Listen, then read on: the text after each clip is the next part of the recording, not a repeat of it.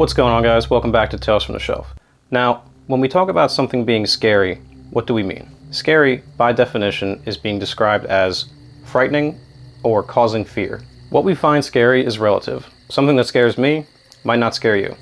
I think something that can determine what we find scary is our own lived experiences. Maybe as a kid you ran into a wasp's nest and discovered a lifelong fear of bees.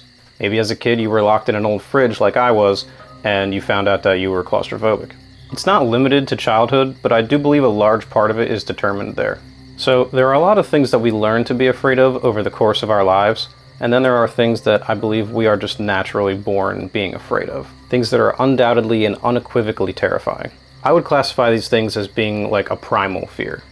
Things like, the fear of being alone, the fear of being in the dark, the fear of, being around people that you thought you could trust but you can't trust. Being away from everything that you know, and really just the fear of the unknown and things that you can't understand. Today it will be my great pleasure to talk about the Blair Witch Project, a film that I find to be unique among many horror fans in the way that it deals with the idea of fear. I want to explore how the film uses subtlety, ambiguity, and the idea of suggested horror, a term that I may or may not have just invented right now. I want to talk about, what makes this movie scary or not scary, depending on who you ask, and why it's so hard or downright impossible to ever replicate the feel of a movie like this again. Now, it's important to note that The Blair Witch is a very polarizing and divisive horror film. It's not universally loved by horror fans. It's got an 86% approval rating on Rotten Tomatoes with critics and only 56% with audiences. Now, I know Rotten Tomatoes isn't like scripture or anything, but it's a useful tool here for illustrating the divisiveness of Blair Witch. There really isn't a lot of fence sitters where Blair Witch is concerned. I've found that it mostly either works for you or it doesn't. In my experience, a lot of my favorite horror films fall into this category.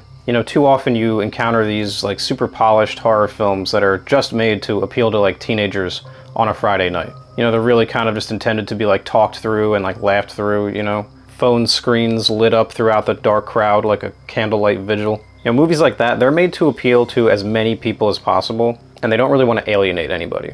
I look at these movies and I tend to think they're mostly made from a cynical point of view. An independent horror movie, though, like Blair Witch, is to me the purest form of horror. It's independent filmmaking at its best. There was no committees, no rewrites, no reshoots for test screenings or anything like that. What we had there was just a singular vision, heightened by authentic performances and delivered almost entirely through improvised dialogue. The word authentic is something I associate with Blair Witch a lot. It's what elevates it above its peers, has made it memorable over 20 years later, and makes it so hard to recreate, especially in the modern era. The found footage genre did exist before Blair Witch in the form of films like Cannibal Holocaust and The Last Broadcast, and while these films lived in an authentic space as well, they were ultimately unable to break into the zeitgeist in quite the same way as Blair Witch, due in part to the viral marketing associated with Blair Witch. It's quite commonly known that Blair Witch featured essentially no-name actors, and this, coupled with the internet becoming a more widely used commodity at the time, allowed them to market the film under the pretense that it was not just a film, but in fact had actually taken place. The fact that nothing too unbelievable happens in the film helped lend credence to this marketing campaign. And there were famously many people back in 1999 who believed the events of the film had actually transpired. This has given the film a legacy and mythos that no other found footage film, or really even any horror film at the time, had attained. In today's world, filming a horror film in this way could work, but it loses a bit in translation. With everyone having access to what is essentially infinite information at their fingertips, it's hard to keep anything shrouded in mystery. If someone chooses to, they can whip back the curtain and take a look at the wizard all they want. In the 90s, keeping things a secret was more feasible. The internet was around then, but sources weren't as credible, and there weren't as many places to cross-reference your information to make sure it's accurate. This sort of internet landscape is what allowed Blair Witch theories to run wild, and in a way, that discourse really has not stopped to this day. Being born in 1994, I wasn't really old enough to grasp this marketing campaign, and thus it didn't really play a factor in how much I appreciated the film when I viewed it later on as a teenager, and again as an adult. I believe the film firmly stands on its own without any such marketing gimmick. Blair Witch does so many things well that to say the marketing is the sole reason behind its success would be disingenuous. It's a part of it, sure, but the further we get from its initial release in 1999, the less relevant it becomes when analyzing the film itself. So, with all that out of the way, let's start to dissect the Blair Witch Project and start to talk about why I believe it is such a masterpiece of independent filmmaking. Ready to go? Alright, let's take one last look at our car and head out into the Burkittsville woods, shall we? You know, all too often I see criticisms hurled at this film that can mostly be summarized as, it's boring, nothing happens. Yeah.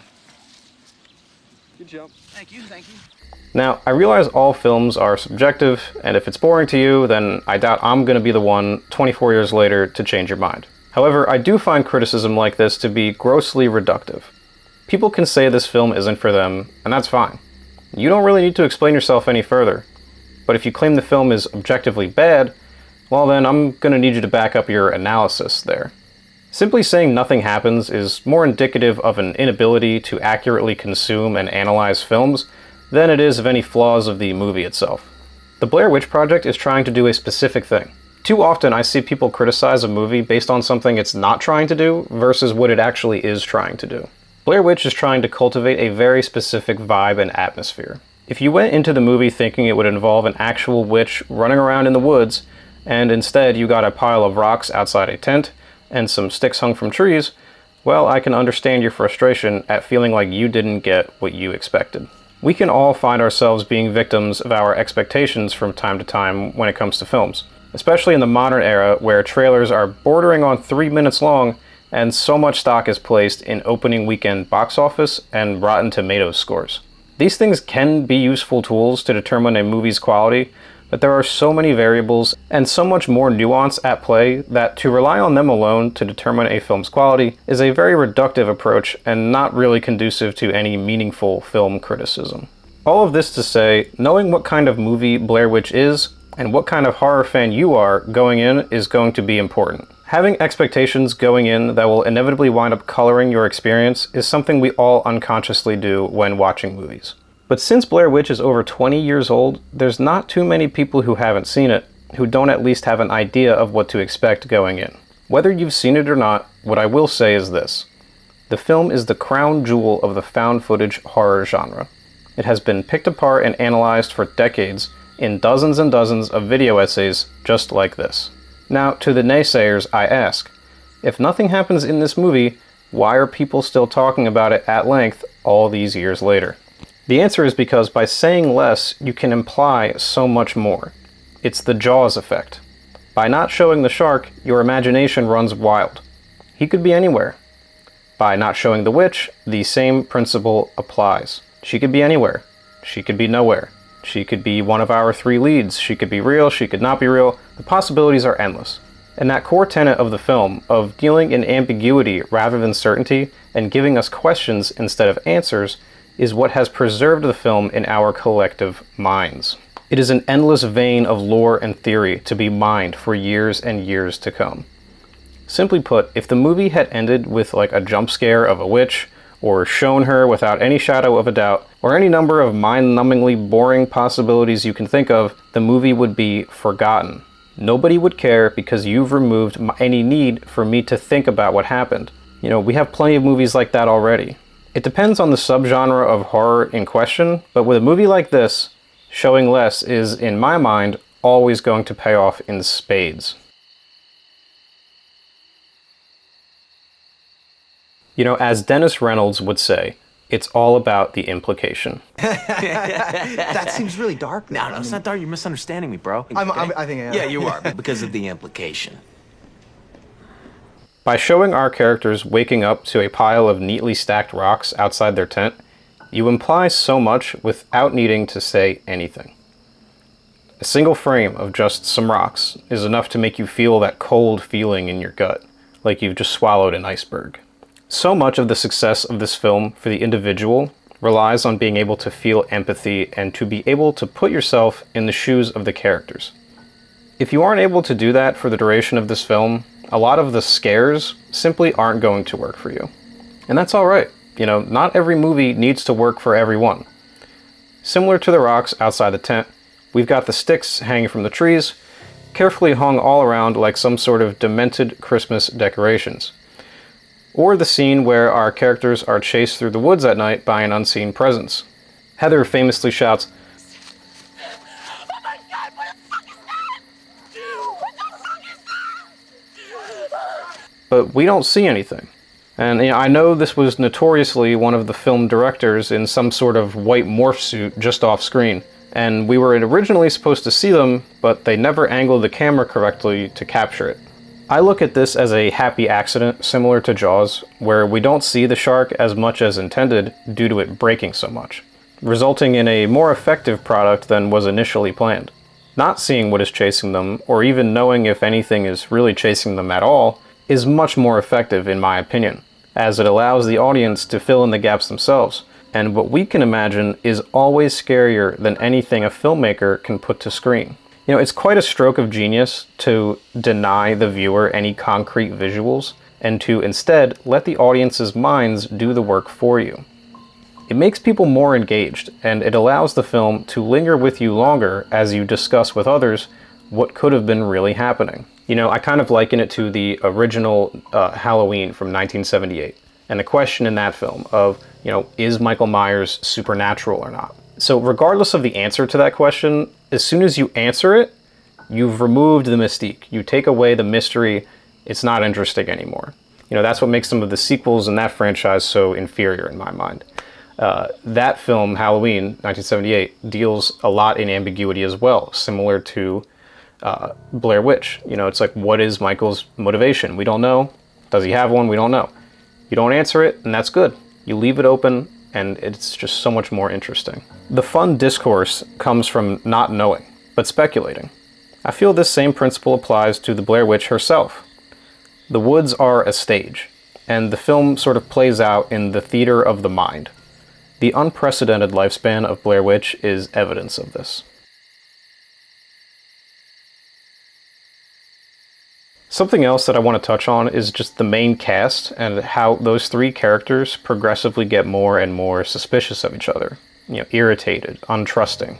As terrifying as it would be to encounter a real, tangible presence while out in the woods would be, the question of, is there something out here with us, repeating in your head for days and days without any concrete answer is more terrifying to me.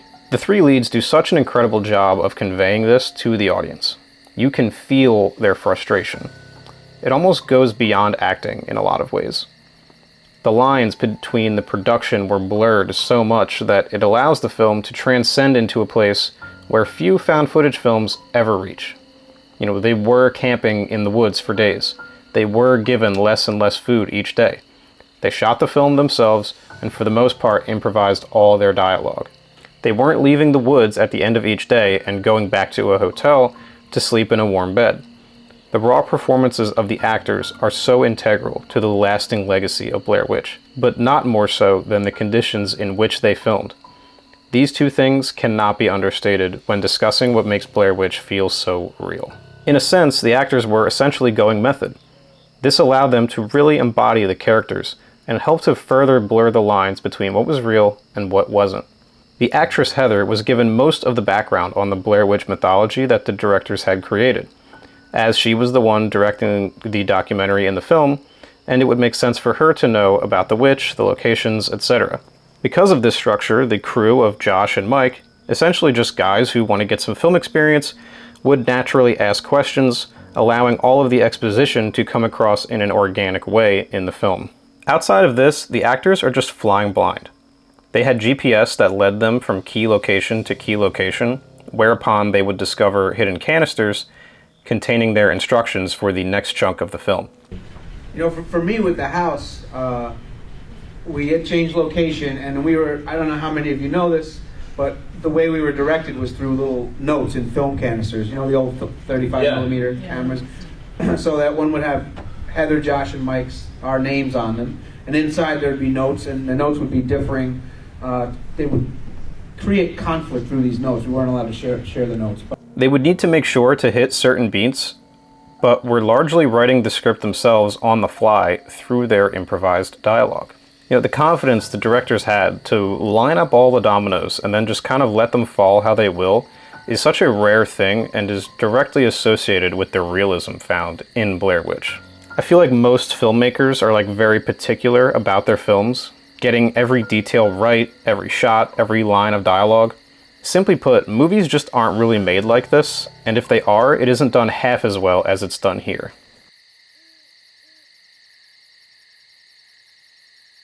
Blair Witch gets the majority of its lore and world building done in the first act, during the interview sequences where the documentary filmmakers are asking the locals of Burkittsville questions about the Blair Witch. They are told stories about the old hermit, Rustin Parr, the witch herself, and of a group of children in the 40s going missing. The main takeaway for me from all these testimonies they get is that nobody seems to really be sure of anything. All these legends have been passed down as a sort of local mythology, mostly used to scare children. None of the stories quite line up with each other, but none of them really disproves the other either. The details are all foggy, much like the town of Burkittsville itself.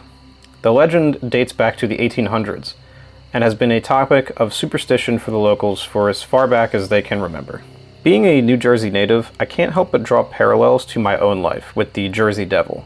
A similar sort of local legend, but nothing that anybody really believes to be true. It's just a story.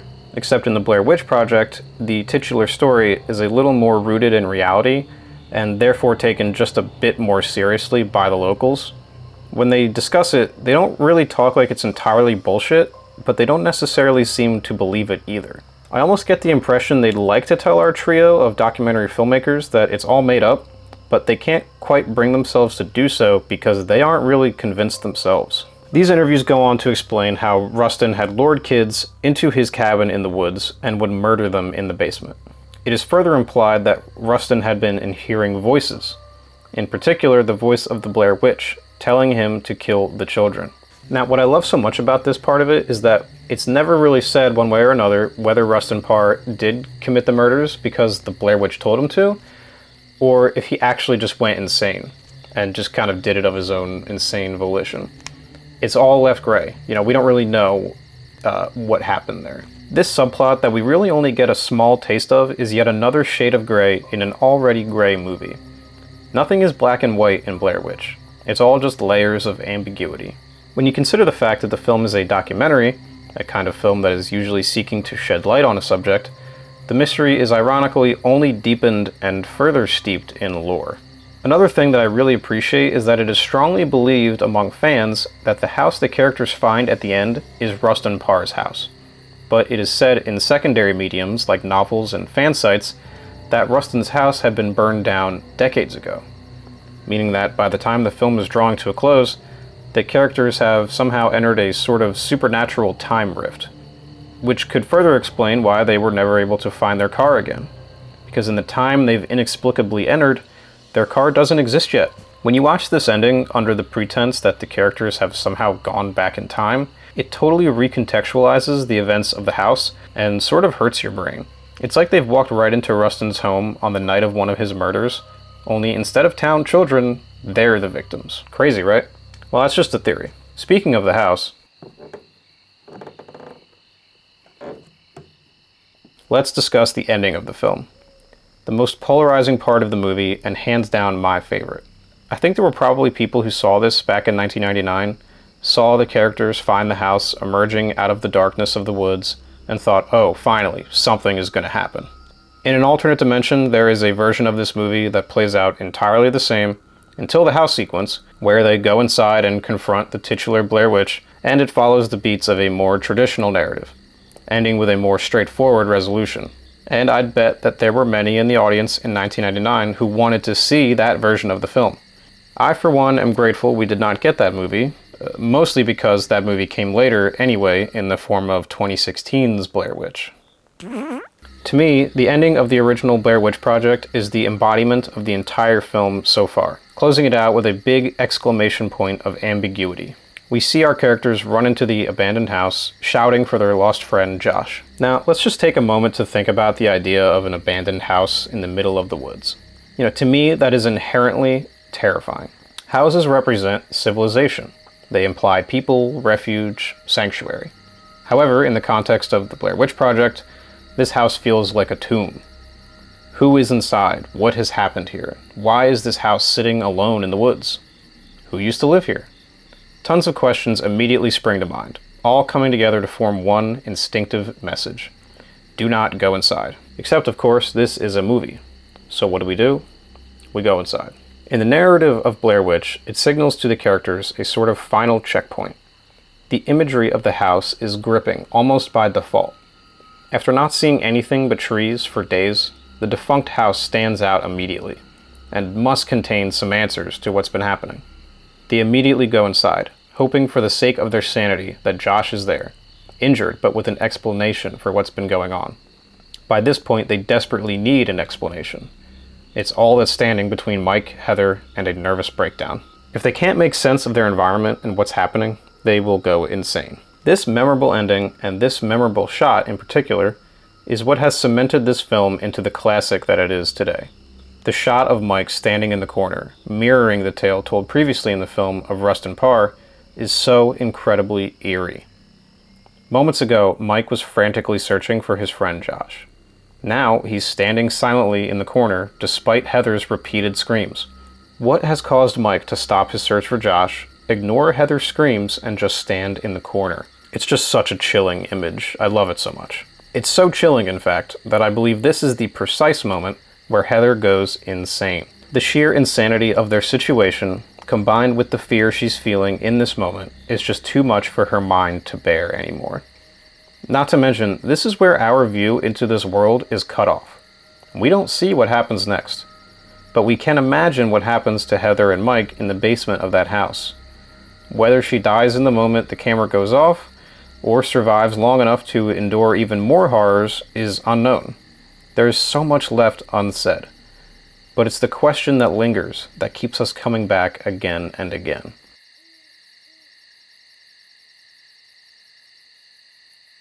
So, long story short, Blair Witch requires you to really settle into its characters and world. It's a movie that asks the audience to meet it halfway.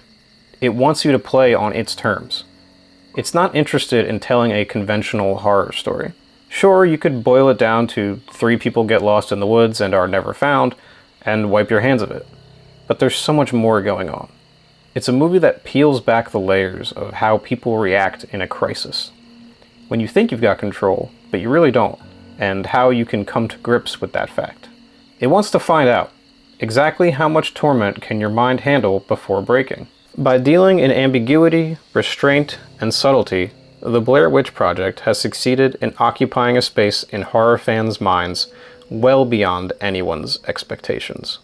It has solidified itself as the greatest found footage horror film of all time, demonstrating a finer understanding of the subgenre's do's and don'ts better than any other.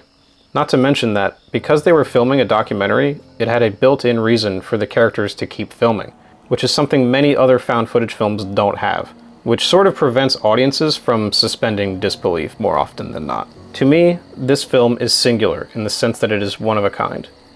It is so sure of itself, so trusting in its settings, its actors, and its premise.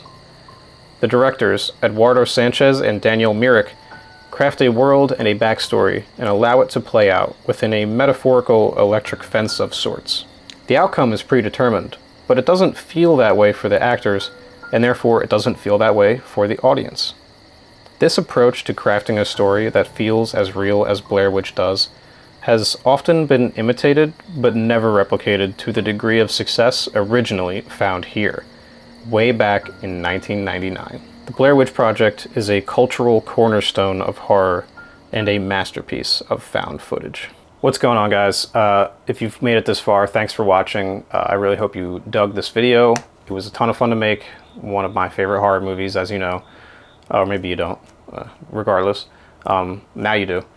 But yeah, leave your comments in the comment section about, your favorite Blair Witch fan theories. If you like it, if you don't like it. Maybe maybe it helped explain why people like this movie more.